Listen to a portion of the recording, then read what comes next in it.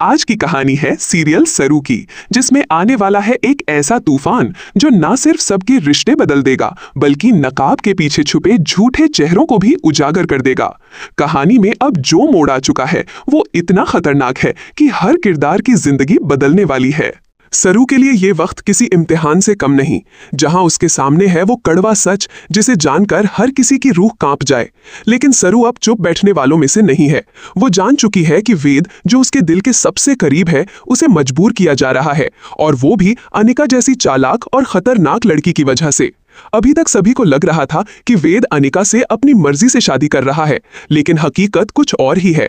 इस झूठ की तह में जाकर सरू अब वो चेहरा उजागर करने वाली है जिसे अनिका ने बड़ी चालाकी से छुपा रखा था। वेद के चेहरे पर छुपा दर्द जब सरू ने पढ़ा तो उसे समझते देर नहीं लगी कि सब कुछ ठीक नहीं है। एक दिन जब अनिका को अकेले जाते देखा तो वो उसके पीछे पीछे चल दी। ना आवाज, ना कोई परछाई, बस सरू और उसकी आंखें। और फिर जो उसने देखा और सुना, उसने उसकी आंखों के सामने अंधेरा कर दिया।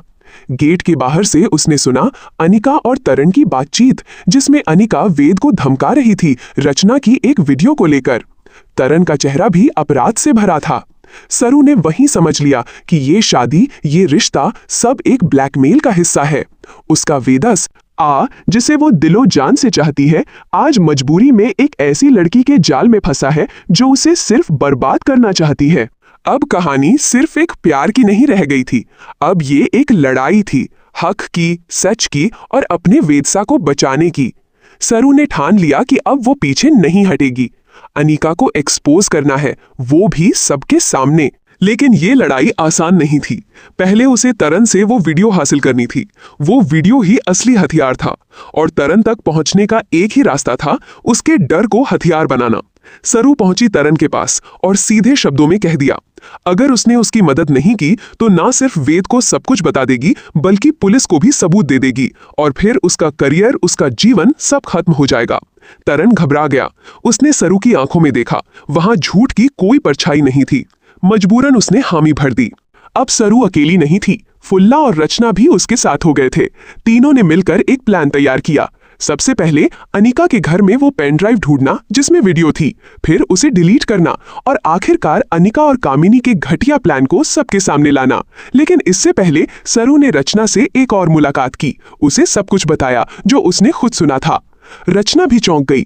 उसे भी यकीन नहीं हुआ कि उसकी वजह से वेद को ये सब झेलना पड़ा। उसकी आंखों में आंसू थे, लेकिन अब वो भी सरू का साथ देना चाहती थी। इस बीच अनिका अपने ही घमंड में डूबी हुई थी। वो समझ रही थी कि अब कोई उसे रोक नहीं सकता। हर किसी को धमका रही थी, अगर वेद ने मुझसे शादी नहीं की तो मैं वो वीडियो वायरल कर दूंगी। लेकिन उसे नहीं पता था कि सरू ने अब उसकी बर्बादी का रास्ता चुन लिया है। ये तो अभी शुरुआत है, कहानी में जो आगे होने वाला है वो तो बेहद खतरनाक है।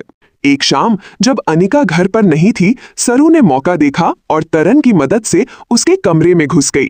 अलमारी की तलाशी ली, दराजे खोली और आखिरकार मिल गई वो पेन ड्राइव, वो हथियार जो वेद को आजाद करा सकता था। अब सरू के पास था सबूत। इसके बाद सरू ने अपने मिशन का अगला फेज शुरू किया, पर्दाफाश।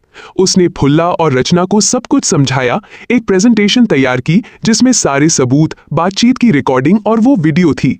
पूरा चौहान परिवार इकट्ठा हुआ और फिर सरू ने सबके सामने अनिका का असली चेहरा उजागर किया। सब दंग रह गए। वेद की मां की आंखों में आंसू थे, उन्हें अपनी गलती का एहसास हुआ। अब जब वेद को यह सब पता चला तो उसका दिल टूट चुका था। उसे यकीन नहीं हुआ कि जिस अनिका को वो समझ रहा था कि शायद उसे पसंद करती है, वो तो सिर्फ उसे बर्बाद करना चाहती थी। लेकिन सरू ने उसे संभाला, वो उसकी ताकत बनी, और तब वेद ने अनिका से सगाई तोड़ दी। कामिनी और अनिका दोनों अब बौखला गए थे। उनका प्लान नाकाम हो चुका था। वो जो खेल खेलना चाहती थी, अब वही उनके खिलाफ हो गया था। अब परिवार में दोबारा खुशियां लौटने लगी। वेद और सरू के बीच का रिश्ता अब और भी गहरा हो गया। जल्द ही उनके रिश्ते की बात घर में चलने लगी।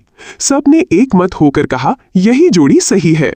तो दोस्तों, राहत की सांस लीजिए, क्योंकि अब अनिका और वेद की सगाई नहीं होने वाली है।